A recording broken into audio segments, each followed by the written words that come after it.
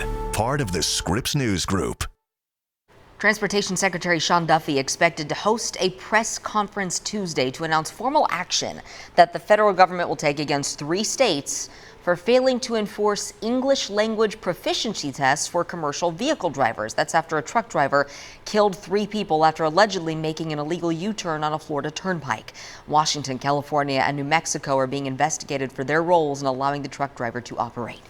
The conference board is set to release new findings on how Americans are feeling about the economy. In July, Americans' view of the U.S. economy improved slightly, but many expressed concerns about the impact of tariffs on their economic futures. President Trump's financial policies have clouded the outlook for the economy in recent months, raising fears that the country could be headed toward a recession. Okay, it's 5:10 this morning. You have seen everything in the stores, right? All the pumpkin stuff. Get ready for fall. Today's the unofficial start of fall. If you follow the Starbucks calendar, the coffee chain bringing back their iconic pumpkin spice latte. Starbucks returning the beverage a month earlier than usual after Google searches for pumpkin spice started earlier. The pumpkin cream cold brew, iced pumpkin cream chai, and pecan crunch oat milk latte will be on the menu too. That sounds pretty good. We got the crisp in the air this week. We're in the 50s, Jeff. Come on. It is definitely feeling like fall, no doubt about it. 55 still at KCI, but 47 Lawrence, 45 in St. Joseph, 49 in Bethany. Just went up to 46 there. It's still warmer around the city, but it'll cool off 2 more degrees and we'll tie a record at KCI. And it's budget time in Johnson County. I'll break down what's in this year's $2 billion budget and if that number means more taxes for people who live there. Coming up.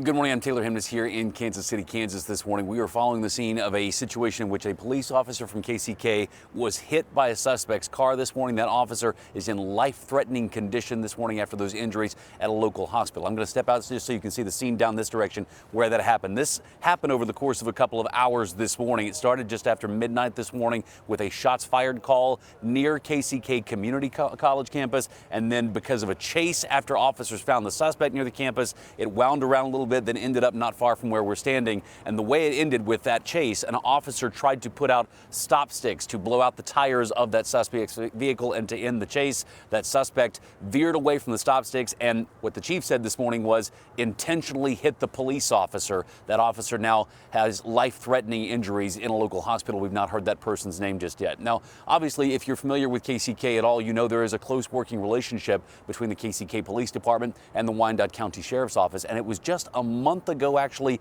today, that the Wyandotte County Sheriff's Office had a loss of their own. Deputy Elijah Ming, we covered that extensively last month, and that was a situation in which Ming was alongside a KCK police officer. They had gone to a domestic disturbance call. 2 officers there, the KCK police officer and the Wyandotte County Sheriff's deputy, both fired upon, and Elijah Ming being shot and killed in that situation. Now, a month later, a KCK Police Department officer is in life-threatening condition at a hospital after being hit by a car. We're told this morning the Kansas Bureau of Investigation is now leading this investigation. We're waiting for more details potentially later this morning, but obviously when a person is hit at a high speed by a car, the chief said this morning that person was traveling at a high speed when he hit the officer. Those injuries must have been very, very severe. We're watching for more information throughout the morning, and of course we'll bring that to you here on KSHP 41. Back to you.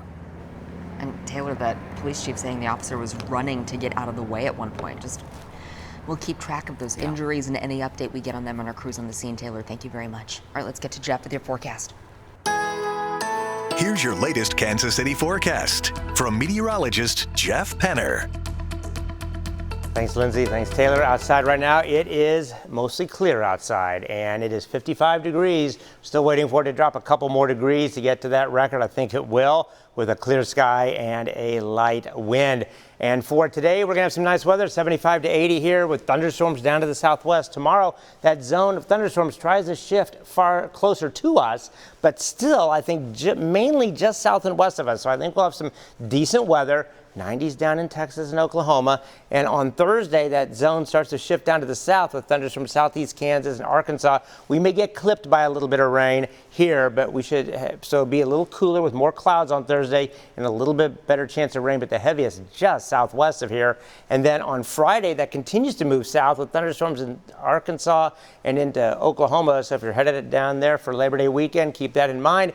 And nice weather around here. Then on Saturday, pattern kind of breaks down. I'll show you that here in a second. But rainfall through Friday, 2 to 4, 1 to 2, some spots 4 to 7 inches of rain from Salina, Kansas, all the way down to Tupelo, Mississippi. And when you zoom in here, look at the sharp cutoff of the rains. From 4 to 7 inches of rain possible from Emporia to Chanute, 2 to 4 in Nevada, 2 to 4 Ottawa, to less than 1/10 of an inch in the Kansas City area, and you're maybe about 1/2 to 1 inch at a length of this northern edge can still shift north or south by 50 miles. Even if it shifts north or south by 20 miles, it would make a huge difference. The latest data is keeping it either here or even a little farther south. So I don't think we're going to see much rain in northern Missouri through Friday. Then, as I said, over the weekend, things kind of break down a little bit. The whole weather pattern becomes a little more disorganized. Main thunderstorms are way down to the south, so some nice weather, getting a little warmer, 80 to 85. Some thunderstorms up in Iowa. Then on Sunday, generally 80s just about everywhere with some halfway decent weather. Before clouds down to the south. Best chance of thunderstorms is up in Iowa and Nebraska. We'll have to watch Sunday and Monday to see if any of these sneak down here. But right now we have just a slight chance. And here's the heat here in the 90s on Monday. Low 90s out there, 80s here, and the thunderstorms right near the Iowa-Missouri border. And some data has this down over us, so we'll keep an eye on that. So we have a slight chance of rain Sunday and or Monday. So the forecast for today, no rain. Partly to mostly sunny and comfortable. Tonight down to 55 degrees, around 55 or so. The record tonight is 53, so we could tie it or break that too. 77 Wednesday, 74 Thursday, a chance of rain mainly southwest of here. Then the weekend, not bad. Highs in the low 80s, lows in the 60s. All right, Jeff, thank you very much. The president is ramping up his crackdown on crime, signing a series of executive orders, including making flag burning a crime and trying to end cashless bail. NBC's Alice Barr has the latest details from Washington. This morning, new signs President Trump's expanding crackdown on crime could mean a growing National Guard presence in more big cities, already armed on the streets of Washington, D.C., with Chicago potentially next in line. We may or may not. We may just go in and do it, which is probably what we should do. Chicago desperately needs help. The president signing an executive order tasking his defense secretary with creating specialized National Guard units to be trained and ready to help with domestic law enforcement. Chicago's mayor pointing to a 30% drop in murders, robberies, and shootings from last year, though the city is still averaging more than 1 killing a day, with 3 homicides and 27 people shot just this weekend. Our communities need more federal resources for public safety. There's no question about that. But unsolicited, unwarranted military takeover is not needed. The Illinois governor calling the potential takeover a dangerous power grab, and referring to President Trump as a wannabe dictator, the president pushing back. A lot of people are saying maybe we like a dictator. I don't like a dictator. I'm not a dictator. I'm a man with great common sense. All as President Trump signed 2 more crime-related executive orders, one threatening to revoke federal funding from states that offer cashless bail, arguing that lets offenders commit more crimes. The second aimed at turning the burning of American flags from a First Amendment-protected act into a crime for inciting a riot. In Washington, Alice Barr, NBC News. All right, 5:20 this morning. Johnson County's 2026 budget is nearly finalized, but where's that money going? What does it mean for you? KSHB 41 News reporter Olivia Agree covers Johnson County and can explain proposed 2026 budget. What comes next? How does the county want to spend taxpayers' money, Olivia? Yeah, well, their big thought is that the county is growing fast, and so are the costs to keep everything running. So with more people, more aging residents as well, and inflation still in the mix, leaders say this budget is about staying ahead of those things. So the proposed 2026 budget comes in at $1.97 billion. It doesn't include any really flashy new projects, but instead, county leaders say it's about staying steady, fixing roads, replacing aging wastewater systems, and keeping services like MedAct and aging nutrition programs funded. Debt payments are actually going down this year, which frees up some cash, and the county's reserves are still going strong. But still, with prices up on everything from concrete to food, Johnson County Budget Director Robin Symes says the county is just trying to keep pace with demand without adding to your tax bill. We have a growing community. We need to provide those services for them, roads, infrastructure, and other services that when those people come into Johnson County, they're going to ask and need additional services. And so those are really driving our budget and our expenditures. So the board is set to adopt this budget on Thursday at 9:30 in the morning. At that point, they won't be able to increase their expenditures or taxes. They can only decrease that. So once that's complete, the budget will be adopted and set for 2026. And that meeting is also the last time for people in Johnson County to go share their opinion or concern if they have any. Okay, so if you do, there you go. Olivia, thank you very much. Okay, last month, the United Government of Wyandotte County voted to exceed revenue neutral. That'll increase the maximum mill levy rate, determining how much homeowners pay in property taxes. KSHB 41 News senior reporter joins us, Ray Daniel, with how much more you can learn about how this will impact you. Ray, we talk all the time about assessments and property taxes, but the mill levy rate is what determines what your bill is, right? That's right, Lindsay. You know, state law requires public hearings for the community to weigh in and provide feedback when the governing body anticipates to exceed the revenue neutral rate. Last year, the county did not exceed, so it wasn't able to collect as much property taxes. But that put staff in a difficult spot to balance the budget. We talked with people who would be impacted, including many older residents worried about paying for their home. Property bills could be increased by about $144 for a home valued at $200,000. Ooh, just outrageous, especially for senior citizens. We've been paying taxes all our life. I have friends selling their home because they can't pay the taxes. Today's public hearing is at 7 p.m. at the Municipal Office Building Commission Chambers. There will be additional public hearings for other taxing jurisdictions that could impact residents as well. You can find that list over on our website under the Web Links tab at kshb.com. Just scan the QR code on your screen. Lindsay? All right, Ray, thank you very much. 5:24 this morning. It's a small relief for families and charities around the Kansas City area. When you head to the grocery store, you've likely noticed a list of sales taxes on the bottom on the receipt. It could be on some receipts. It's a percentage of that. Starting Thursday, there's going to be one less tax to worry about. Missouri is ending its sales tax on products like diapers and period products. Right now, that tax is just over 4%. KSHB 41's Elise Schoenig shows us how that money can add up for families. I'm KSHB 41 News reporter Elise Schoenig, and with new sales tax changes in the state of Missouri, families can expect to save money on items like period products and diapers. So for a box of 100 or so like this, it would cost a family about $25 to $35 per box. So per year with these changes, families could expect to save $100 in sales taxes. We probably go through 5 a day, and then overnight, maybe like 2 overnight. Madeline Amond says it's part of her monthly shopping list. More diapers for her son and more period products for her. We definitely go through a lot. And period products, it's like, you know, I go through at least a whole pack, like, per period. But Madeline and all other Missouri families will soon find some relief. The sales tax on products like diapers and period products comes to an end Thursday. It is helping us promote women and or girls and families. That's Susan Belger Angulo, the co-executive director of Happy Bottoms in Kansas City.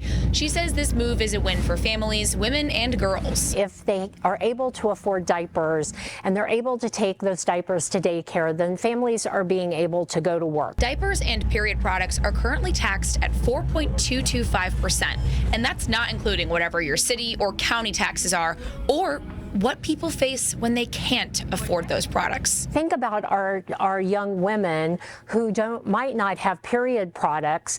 They're missing upwards of 5 days a month of school. Madeline says these savings have been a long time coming and might even allow her to rewrite that monthly list. I mean, both of those things, it's ridiculous that we should be taxed. Elise Schoenig, KSHB 41 News. Elise, thank you. Elise has also covered the lack of access to period products themselves in the Kansas City area. Again, this new bill will remove the state sales tax on period products as well. If you'd like to share your voice or have another story idea, Elise covers consumer issues. Scan the QR code to send her an email or go to kshb.com.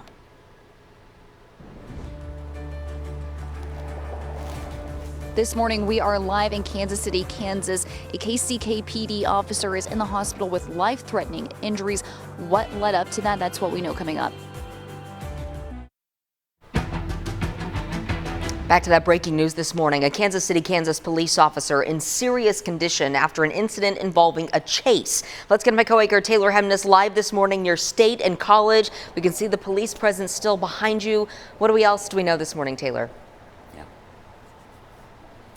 Unfortunately, we're not getting a lot of details, Lindsay, just yet. We do know that officer has had life-threatening injuries this morning after being hit by a car driven by a suspect in a chase after a shots fired call this morning. A lot of moving parts to understand exactly what happened this morning. Started just after midnight. I want to bring in my colleague Claire Bradshaw because you were here with me during that press conference. Police Chief Carl Oakman trying to give us some details, and he had a lot to get through this morning about exactly what happened. Yep, and it's going to be a lot to just even walk through. Like you said, it happened just after midnight, according to KCKPD Chief Carl Oakman. He says that they were responding, his officers were responding to reports of shots fired in the area of Campus Boulevard and State Avenue, which is near where we are right now. They arrived and they found a vehicle they believed to be involved with that shots fired call. Inside, they say they saw a person holding a gun. They believe that to be the suspect. Officers attempted to stop that vehicle, which then led them into a pursuit.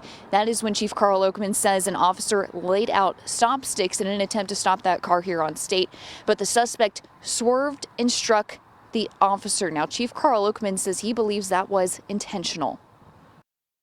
You just don't want to wake up in the morning with terrible news like this. An officer being struck by a vehicle in serious life-threatening condition. And for something that, when you talk about a vehicle pursuit, this individual could have just kept going in the lanes like most of them do. It makes no sense to intentionally turn your vehicle into the officer who had no protection and strike them at a high rate of speed.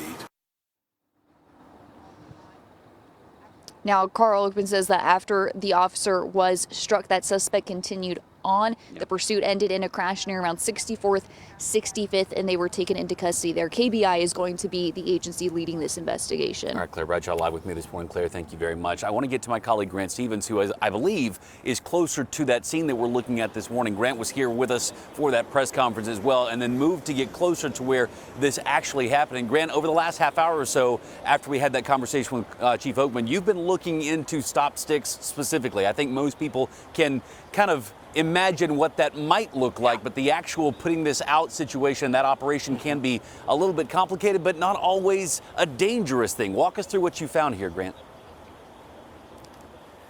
Yeah, it isn't always. Injuries do happen, but I really wanted to answer the how dangerous is the deploying stop sticks question.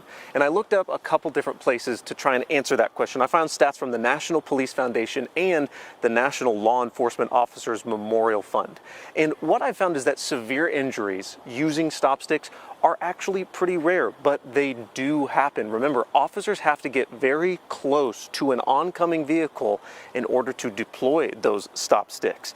And according to the Memorial Fund, about 2 officers die every year from injuries using stop sticks. So it does happen in rare situations. But Chief Oakman says things like that are very rare here.